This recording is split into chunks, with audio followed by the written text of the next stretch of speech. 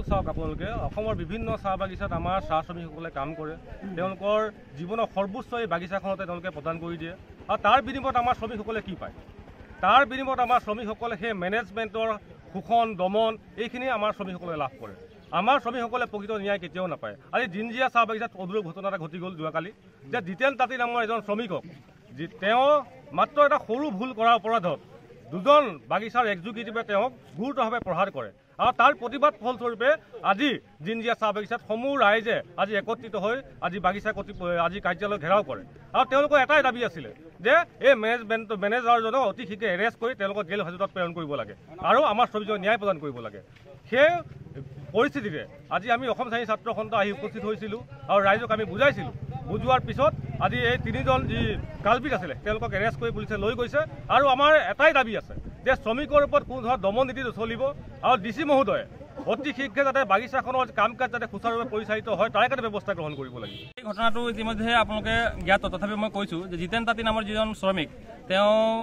কিবা খৰি কাটিবলৈ বাগিচাৰ মানে ভিতৰতে খৰি কাটিব বা খৰি আনিবলৈ গৈছিলে সেই সময়ত মেনেজাৰে তেওঁক সেই বাগিচাৰ সেই স্পটতে সেই ঠাইতে তেওঁৰ ওপৰত মানে যিটো শাস্তি তেওঁ মাৰ ধৰ কৰা যিটো মানে এটা বেয়া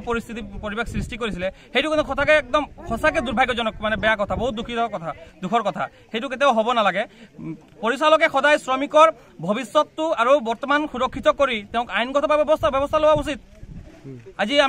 আমি কেলে আমি বাগিচাখনত নিজৰ কৰ্মদান কৰি আছোঁ নিজে আমি কাম কৰি আছোঁ আমাৰ নিজস্ব এটা আমাৰ যি কৰ্মজীৱনৰ এটা আমাৰ আদৰ্শ আছে সেই অনুপাতে আমাৰ বাগিচাৰ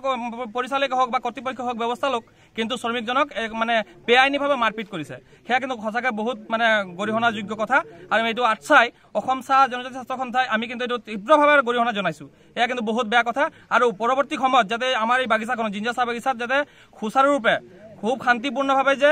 বাগিচাখন যাতে পৰিচালিত হওক চাহ শ্ৰমিকৰ ভৱিষ্যত সুৰক্ষিত হওক সেই প্ৰতি লক্ষ্য ৰাখি জিলা